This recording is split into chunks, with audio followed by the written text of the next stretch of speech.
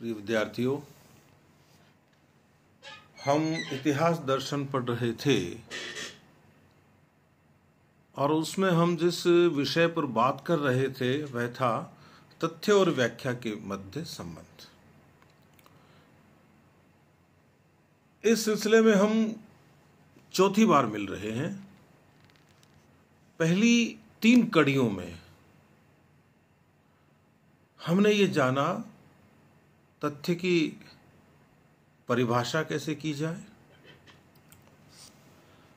हमने यह जाना कि इतिहास में तथ्यों का भी अपना एक इतिहास होता है, हमने यह जाना कि तथ्य अपने आप को प्रकट करते हैं, हमने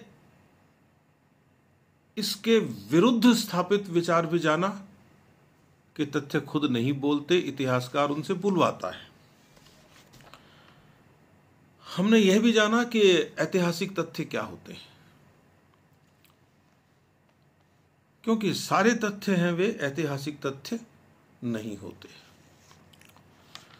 उसके बाद हम बात कर रहे थे तथ्यों के निर्धारण की, और हमारा आधार यह था तथ्यों के निर्धारण का कि तथ्यों का निर्धारण उनकी पवित्रता के अनुसार किया जाए या उनको काम लेने वाले इतिहासकार के मंतव्य के आधार पर किया जाए। और हम इस नतीजे पर पहुंचे थे अपनी बातचीत में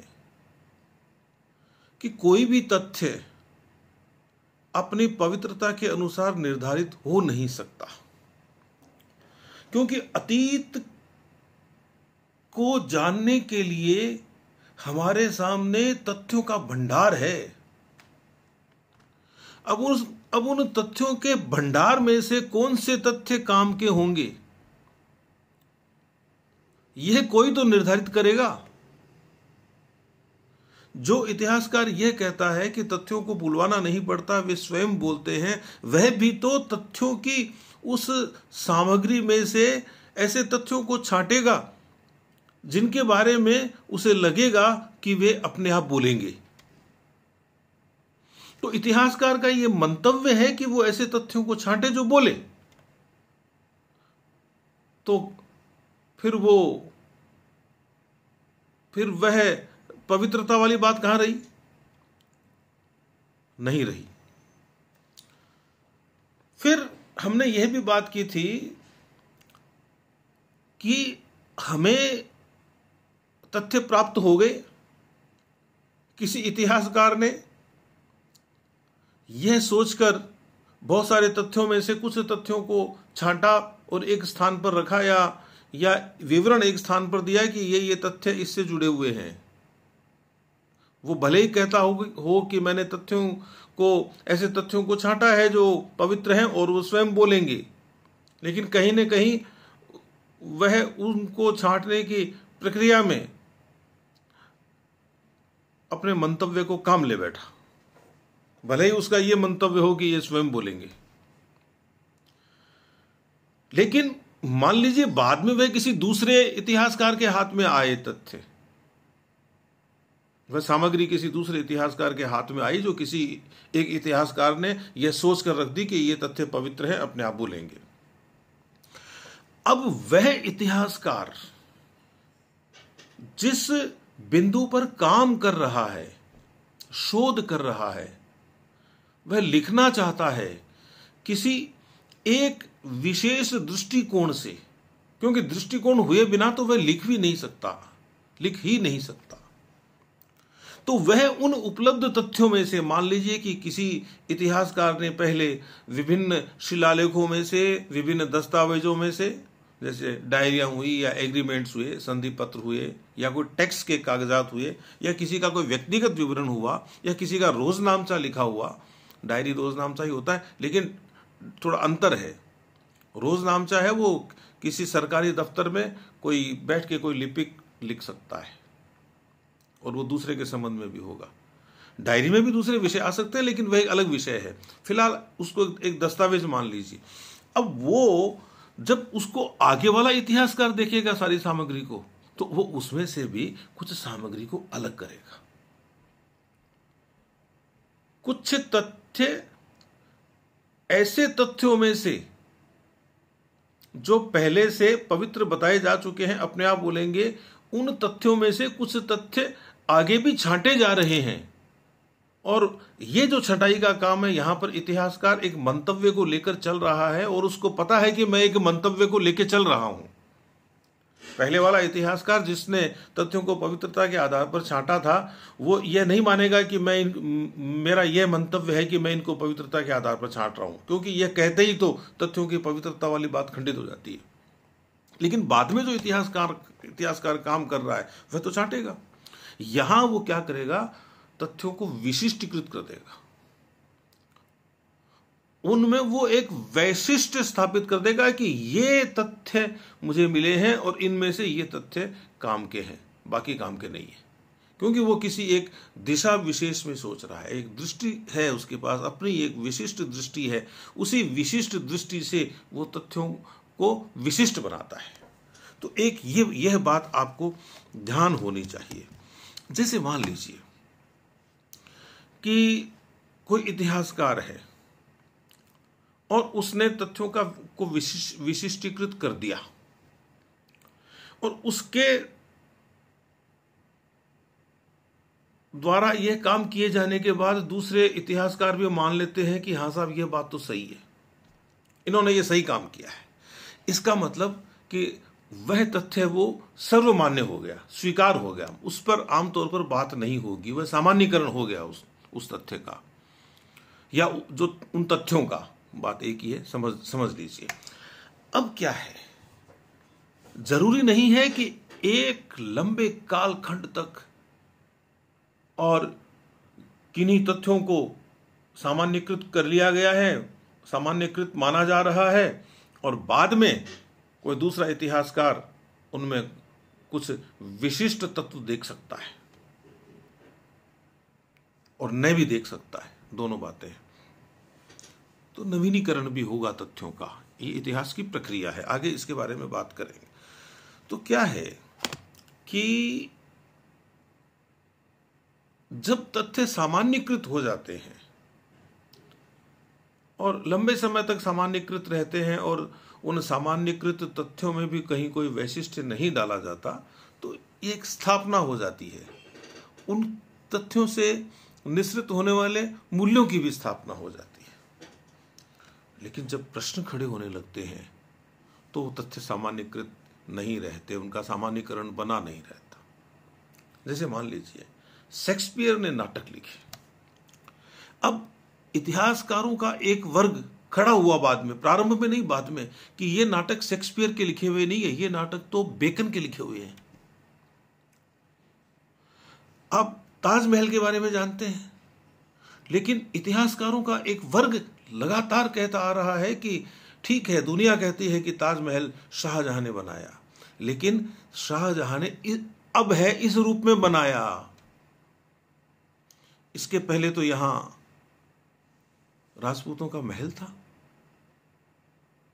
अब वो एक सामान्यीकृत तथ्य नहीं रहेगा कि ताजमहल शाहजहां ने बनाया। तथ्य यह सामान्यीकृत हो जाएगा कि वर्तमान रूप में हमें जो इमारत दिखाई दे रही है, जिसका नाम ताजमहल है और जो आगरा में स्थापित है, यह शाहजहां ने बनवाया। लेकिन मूल रचना शाहजहां की बनवाई हुई नहीं है। उस दिशा में काम करने वाले लोग बातों को अपने ढंग से कहेंगे और तथ्यों के सामान्यीकरण का खंडन कर देंगे। अब जैसे मेरे पास ये जो पुस्तक है, ये है H.C. पांचाल साहब की किताब, इतिहास का अर्थ एवं पद्धति। ये देख लीजिए आपको उसमें शायद उल्टी दिखेगी, है ना। इसमें एक उदाहरण है, लिखा हुआ है कि बात चाहे पुरानी हो जाए, इतिहास में पता नहीं चलता कि वो कब नई हो जाए। जो उदाहरण दिया हुआ है वो ये है कि भारत के राष्ट्रीय आंदोलन में विभिन्न जो हमारे नेता थे, उनका क्या योगदान रहा, इस बारे में किसी समय श्रीमती इंदिरा गांधी जो हमारे देश की प्रधानमंत्री थी, उन्होंने एक कालपात्र बनवाया, कालपात्र लिखवाया और उसको जमीन में गाड़ दिया, गड़वा दिया कि भविष्य में कभी यह सामने आएगा लोगों के 100 साल, 200 साल, 500, 1000, 2000 साल बाद में, तो ये भारत के स्वतंत्रता आंदोलन में योगदान देने वाले लोगों का विवरण जमीन में सुरक्षित रहेगा और सामने आएगा, तब लोग देख लेंगे। अब क्या हुआ कि इंदिरा जी ने लगाया देश में आपातकाल और उसके बाद में हुए आम चुनाव, और आम चुनाव में वे हार गई। और फिर जो नई सरकार बनी, जनता पार्टी की सरकार, मोरारजी देसाई प्रधानमंत्री बने थे, उस समय वो जो कालपात्र इंदिरा जी ने जमीन में स्थापित करवाए थे, वो सामग्री या जो तथ्य कालपात्र के माध्यम से उन्होंने जमीन में स्थापित करवाए थे, उस कालपात्र को बाहर निकाल के देखा गया कि क्या लिखा हुआ है। कहीं सामान्य तथ्यों को विशिष्ट बनाकर तो नहीं जमीन में स्थापित कर दिया गया। तो ये जो संदेह है कि दूसरे ने जो किया वो ठीक नहीं किया, यह संदेह तथ्यों को फिर से जिंदा कर देता है ना। तो क्या है कि तथ्यों की व्याख्या के आधार पर मतभेद होते हैं। जो तथ्य मूर्त हमें दिखाई देते हैं सामने, उन तथ्यों के पीछे का अमूर्त संदेश क्या है, इसके कारण, या जो मूल्य स्थापित किए जा रहे हैं उन तथ्यों के माध्यम से, इसके कारण कुछ इतिहासकार पक्ष में हो सकते हैं, कुछ इतिहासकार विपक्ष में हो सकते हैं कही हुई बातों के। तो इस हिसाब से अंतर्विरोध पैदा हो जाते हैं, विवाद पैदा हो जाते हैं। लेकिन यह बात बिल्कुल सही है कि इतिहासकार है वो तथ्यों का चयन करता है। चयन यदि नहीं करे तो फिर ये जो हमारा जो इतिहास है, ये तो तथ्यों का वो कबाड़ खाना हो गया। एक तरह से पुस्तक में भी कबाड़ खाना ही लिखा हुआ है। तो फिर सारे ही तथ्य एक ढेरी में पड़े रहेंगे, तो फिर इतिहासकार क्या करेगा? फिर उसका काम क्या होगा? इतिहासकार का काम बने वो सत्य को ढूंढे, वो ये देखे कि ऐसे ही हुआ था और इस कारण हुआ था। यह सब करने के लिए उसे अपना एक लक्ष्य तय करना पड़ता है, उसके औचित्य का निर्धारण होता है, वह सार्थकता ढूंढने की कोशिश करता है और इस आधार पर वो फिर कुछ तथ्यों को छांटेगा। ईएचकार महोदय ने कहा ना कि तथ्य तो मछुआरे द्वारा वो निकाली हुई मछलियां हैं जो पटरी पर पड़ी रहती है और वो अपनी मर्जी की मछलियां छांटता है। लेकिन ईएचकार महोदय ने ये कहा कि सारी मछलियां जिंदा मछलियां होती हैं, वो मछलियां मरी हुई मछलियां नहीं है। और उन जिंदा मछलियों में से जो अच्छी लगती है उनको मछुआरा उठा लेता है। यही इतिहास के तथ्यों की बात है जो मैं पहले भी आपको कर चुका। अब क्या है कि वो कौन सी मछलियां उठाएगा, इतिहासकार कौन से तथ्यों को विशिष्ट बनाएगा, यह उसके मंतव्य पर या उसके उद्देश्य पर, उसके लक्ष्य पर, उसके मकसद पर निर्भर करता है। लेकिन यह संयोग पर भी निर्भर करता है। मान लीजिए कि कोई मछुआरा है, वो जिंदा मछलियों में से मछलियां छांट रहा है, इसी समय तूफान आ गया, तो जितनी छटेगी उतनी लेके भागेगा। वो संयोग हुआ या नहीं हुआ? इसी तरह जब इतिहासकार तथ्यों को छांटता है तो उसके साथ भी संयोग होते हैं। इतना काम हो गया, बाकी बाद में करेंगे, और वो कभी नहीं कर पाए तो वो तथ्य निकलेंगे ही नहीं, वहीं रह जाएंगे। तो तथ्यों की खोज, या यूं समझिए कि तथ्यों की खोज की प्रक्रिया में संयोग का भी अपना एक महत्वपूर्ण ये समझ लो रोल होता है, भूमिका होती है। लेकिन चलो यह भी हो गया संयोग पर किसी का वश नहीं होता, लेकिन उसके बाद में जो काम शुरू होता है वह होता है तथ्यों की व्याख्या का। और यह बड़ी जोरदार बात है। एक जैसे तथ्यों के आधार पर भी अलग अलग इतिहासकार अलग अलग निष्कर्ष दे देते हैं, क्योंकि उनकी व्याख्याएं अलग अलग होती हैं। और ईएचकार का कहना है कि ऐतिहासिक तथ्य के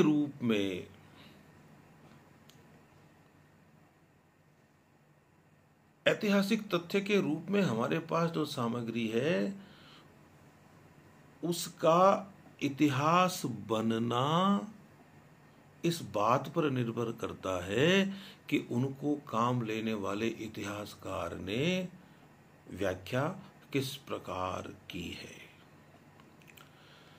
अब जरूरी क्या है, ये मान लिया हमने, इस बात को मान लिया कि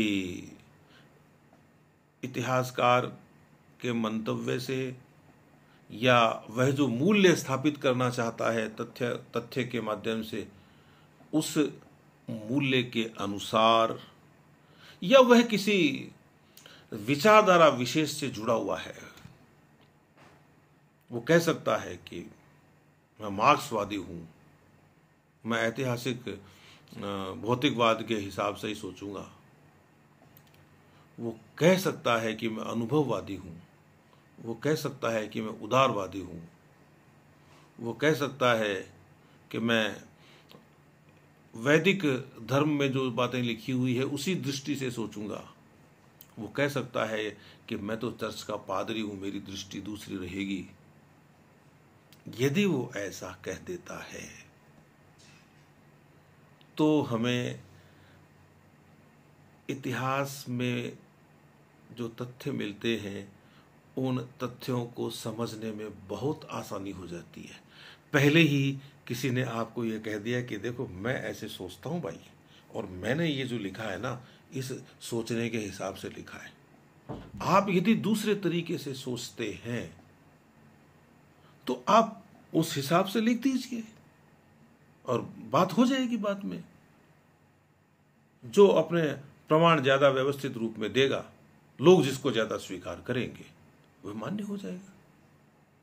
लेकिन ऐसा यदि इतिहासकार करता है, वो वस्तुपरक हो जाता है, तो यह इतिहास के हित में होता है। फिर मिलेंगे हम इस बिंदु को लेकर, इस विषय को लेकर, इस टॉपिक को लेकर के तथ्य और व्याख्या के बीच में संबंध क्या है। जब हम अगली बार मिलेंगे तो वह हमारा 5वां मिलन होगा इस संदर्भ में। Thank you very much.